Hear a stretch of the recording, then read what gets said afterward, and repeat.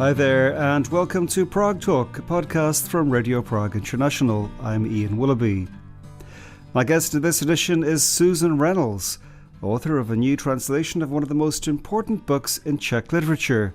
That's The Grandmother, or Babička, by Božena Němcová, and it's set to be launched by the UK-based Jantar Publishing at the end of this month.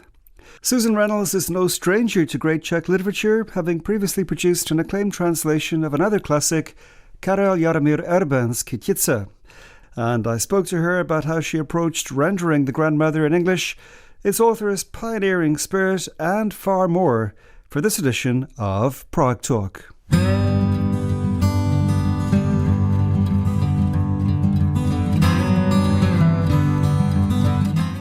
What led you to Czech in the first place? Your publisher, Mike Tate, tells me you came to Czech after many other languages.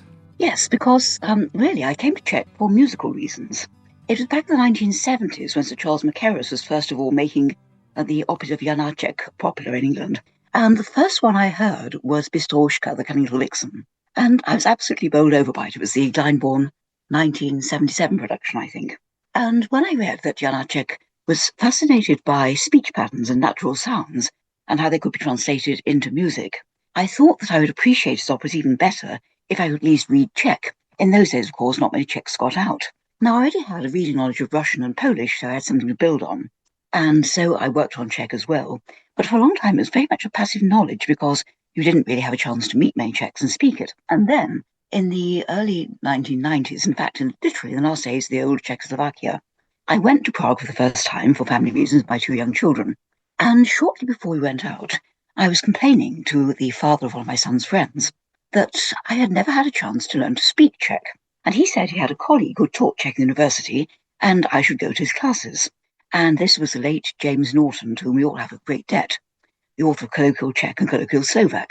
And I was convinced that he had plenty of proper students and wouldn't want to be wasting his time. But after a telephone call, he said, yes, do come along. So I did. Now, the only class I could attend, for any regularity for family reasons, was his Czech text class. And we were studying Macha's Mai. And after that, we went on to look at other key works of Czech literature, including, of course, Kytice. Now, I was already familiar with Kytice because of the Dvořák symphonic ballads based on his poems, but I was surprised there was no complete English translation at that time. And when I was given a little copy of Kytice by Jim Norton, I could see why this was. The longest poem is over 300 lines long, and of the 13, each of them is written in a different rhyme scheme and different metre. And I felt it was important to render those in English because Erben himself was a musician as well as a scholar. And if you listen to the Dvořák symphonic ballads, you can hear echoes of the words in the music. So I started right in the middle of, I think it was what in English known as a Spectre's Bride, the wedding shirts. And from that, it branched out, and I translated all 13 of them. Also, you were the curator of the Czech and Slovak collections at the British Library in London, where you work. How big are those collections, and what does that work entail? What did that work entail for you? Well, I went there in 2004, and for 10 very happy years I held that post until there was restructuring and curatorships for individual languages were abolished. Now, people often ask how many Czech books we have in the collection, and the answer is it's impossible to count them because we don't have a designated Czech section. I worked before I went to the British Library in the Taylor Institution Library in Oxford, in the Slavonic and Modern Greek department, which is organised quite differently and systematically. And if you want a Czech book, you know exactly where to go and look for them. But the British Library has them scattered among all its different collections. Some of them were acquired en bloc, others came piecemeal. And then, when I was there, by this time, we were actually ordering books. We acquired books in two ways, either by exchange through some of our partners or by purchase. So, although we acquired them in these ways, they were not catalogued accordingly. So it's impossible to say exactly how many you have. Of course, it does run to several thousand, if not more. Well, as you say, you previously translated Kytice. In a few weeks' time, we'll see the publication of your translation of Babička, the Grandmother. Is it daunting to you at all, taking on these great Czech classic works of literature? Certainly, it felt like a huge responsibility, because Kytice is still known and loved and quoted by the average Czech in the street, and it's impossible to please everybody. Now, for translating Kytice, you have to have very specific requirements, of course. as well as a linguistic background. It does help if you're a musician and, if possible, a poet as well, which fortunately I was. So that made my job a lot easier. But also, you have to have a grounding not only in Czech literature, but in the literature and specifically the poetry of your own language. So you can look at what was happening in English poetry at the same time when Erben was writing and see if you can create resonances, echoes, not of course direct imitations, but something which will give the English reader a sort of doorway into the literature of what was contemporary Czech poetry at the time. Now with Babička, the challenges are quite different. Again, it's one of the best loved and most treasured works of Czech 19th century literature, and you cannot hope to make everyone happy. And there was also a challenge which didn't really exist with Kytice, in that at that point there were no complete English translations, whereas with Babička there were two already. And I don't think I would have ventured to translate it had Mike not said to me, "We think we need a new translation." Now the oldest one comes from the 1890s and the second from the 1970s. The first was made by a native Czech speaker who learned English later on, the second by a native English speaker, the novelist Alice Peters, who of course learnt Czech when she went to what was then Czechoslovakia herself. So I was coming through these other translations which I had to look at. And of course I wasn't going to lift things bodily from them, but I did need to have a look and see what was there and what was not. For example, our tutor at Czech, Božena Němcová, mentioned that sometimes he mentioned passages from Babička to his students and they looked blank. The reason being that at that stage they had not read the original, they'd only read a translation. And from the Františka Gregor translation, there were actually bits missing. For example, when Babička comes to live with her grandchildren, she asks her oldest granddaughter, Baronka, to comb her hair for lice, and that is missing from the earliest translation, possibly because it was felt to be not refined enough for contemporary readers, would put them off. So I had to translate the whole thing, and I had to have the two translations next to me. Now, while it's very easy to get hold of the Francis Gregor one, the later one is much, much harder to find. It was printed in a much smaller print run, and I think in the United States, so it wasn't automatically acquired by legal deposit by the British Library. However, we do have a copy, and the Taylorian has one, but I couldn't buy one to look at home. And then, of course, came the pandemic.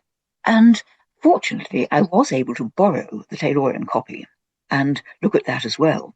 That was enormously helpful, seeing how, in many ways, Alice Peters had anglicised things. For example, she changed the names of the children. Baronka becomes Babi. And I felt this is something that I shouldn't do. We need to preserve the native Czech flavour of the original. Then, of course, there are all kinds of folk songs, bits of folk poetry woven into the text. And fortunately, I had some kind of background with the Kytice translation. But I did feel that it was important, again, to keep the rhythms, make them sound like Czech folk poetry. Then there are all these references to Czech folklore as well, which had to be woven in. And what I didn't do was add footnotes. That would have interrupted the flow of the reading. So there were all these different ways of looking at things, and also trying to make it not consciously dialect, but certainly to give it a kind of folk quality. And I didn't want to make it specific to one area of the British Isles. I remember when Jim was translating Bohemil Harbal, when he made Uncle Pepik a Czech dialect, he was a Moravian speaker, so he made him into a Scots dialect speaker. And one of his reviewers took issue with this and said he wasn't always entirely authentic. The fact, of course, that Jim was Scots himself rather made this amusing. But anyway, yes, sometimes I do feel that I need to give it a bit of local colour, but not something which anchors it solely to one area of Britain. I presume the Czech in the original is, to some degree at least, archaic. Were you trying to render it in modern-day English or 19th century English? What was your aim? Well, if I made it consciously 19th century, it would have made it stilted, archaic, and difficult for a modern reader. So I tried as far as possible to go for a timeless quality. But what was helpful again, as with Erben, was to look what was happening in world literature at the time, in English particularly, and see whether any texts that were still read and loved by both young and adult readers nowadays. And I thought, yes, possibly something like Louisa M. Alcott's Little Women, or Susan Coolidge, What Katie Did. Now, we don't have quite the same in English, of course. Yes, we do have Dickens, but he is much more of his time, and he's read quite often as a school or college text, rather than being picked up and read by younger readers at an earlier age. So that again was quite helpful. And for you, does Babička, the grandmother, how does it stand up for modern readers, do you think? Is it something you think that will appeal to people today? It certainly will, because although it's specific to a time and place, many of the issues which it treats are timeless as well. The whole thing about national identity and linguistic identity, of course, is very current nowadays as well. When there are certain languages which are in danger of dying out, which fortunately Czech is not, then people do tie their national identity and their linguistic identity closely together. And there is a passage, for example, where Babička is talking about how after her husband's death, she had the possibility of receiving an army pension, and this would have meant placing her 3 children in army-run schools and institutions. The boy would have gone into the military later on, and the girls would have gone to an institute for female orphans. But this would have meant, she said, them becoming strangers to her. She would have lost contact with them, and when she met them again, they would have been speaking German. And she felt, no, this was something she could not allow. So she said, thank you. She would do without the pension, but she would keep her children, no go speaking Czech.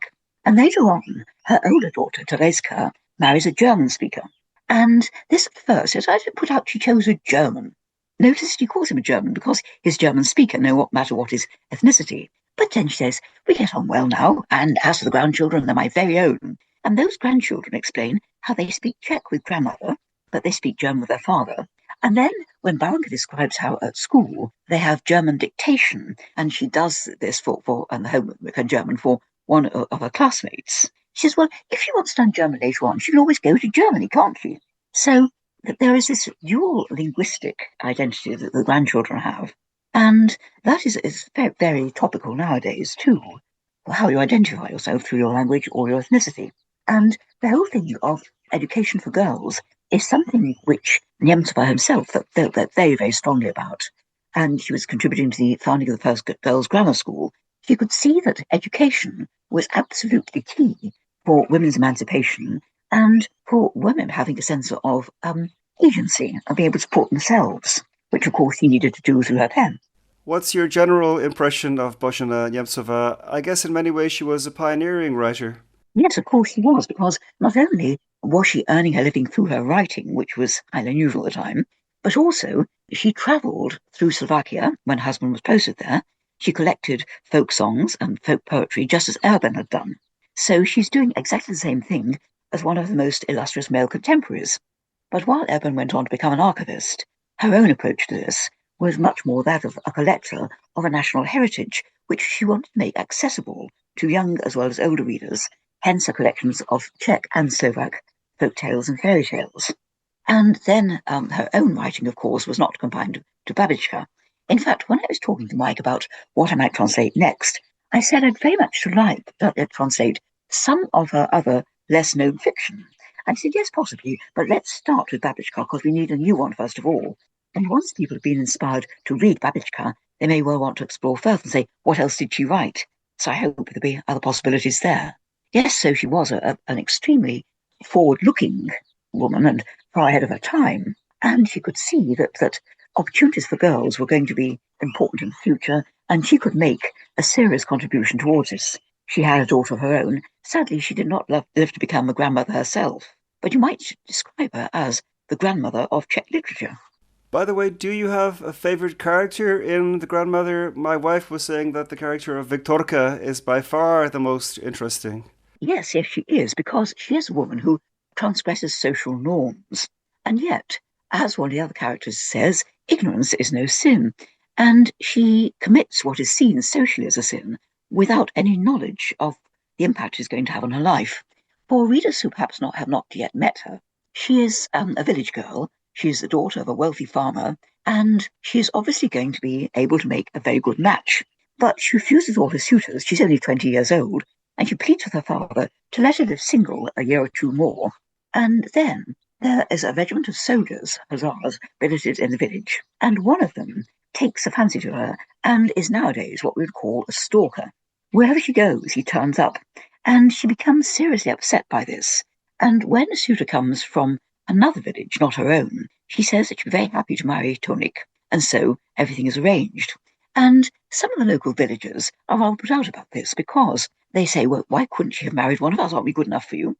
But she's looking forward to being able to move out of the neighbourhood, and she will have autonomy there because she won't have a mother-in-law or sister-in-law to run the house. Then the soldier turns up again, and while she's out picking clover in the fields, she suddenly faints, and she's carried home and sensible, and she says that she's got a thorn in her foot and she'd fainted with the pain. And when she came round, the soldier was mopping her brow with his handkerchief, which he still has. And the blacksmith's wife is the local wise woman, and she asks whether the soldier had given her or sent her by a friend anything to wear or to eat, like an apple or a bit of marzipan.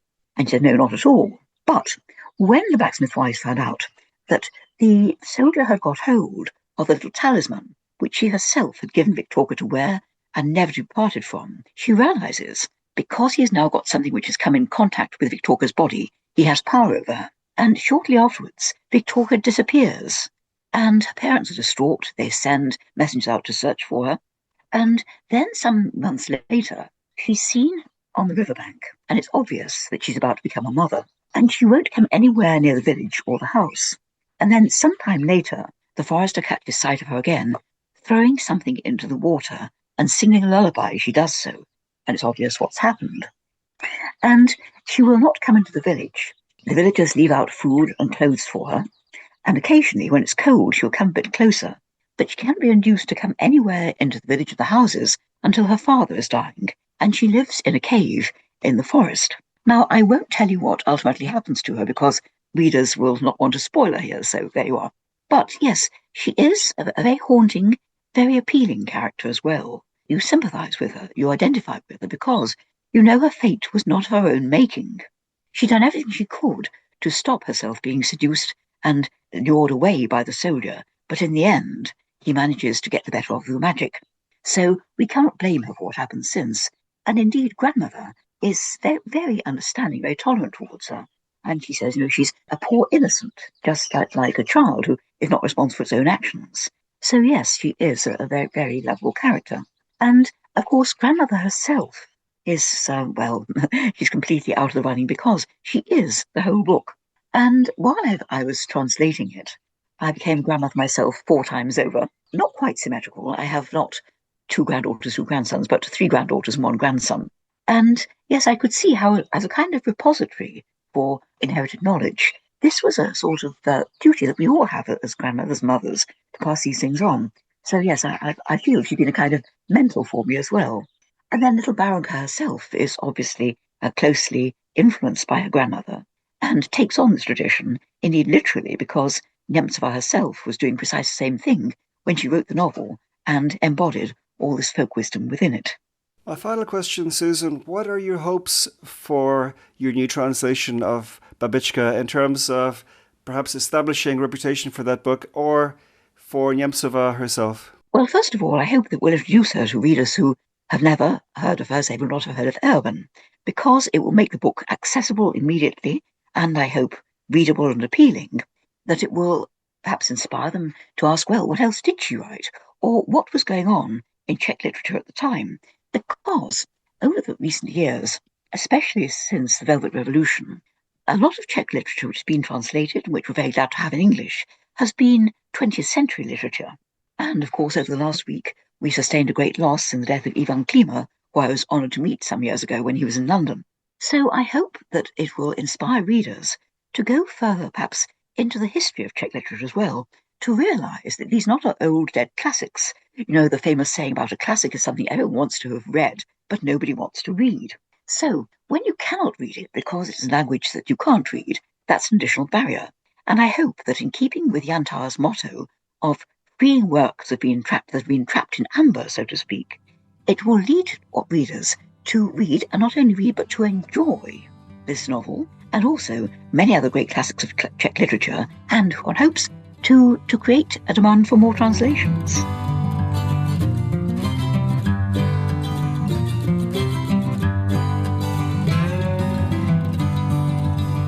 Many thanks indeed to Susan Reynolds for speaking to me for this edition of Prague Talk, a podcast produced by Radio Prague International. Her new translation of Babička, the Grandmother, is being launched in London on October the 30th. And fingers crossed, it's a great success for Susan and for Jantar Publishing. But for now, that's all from me, Ian Willoughby. Thank you so much indeed for listening to Prague Talk. and talk to you again very soon.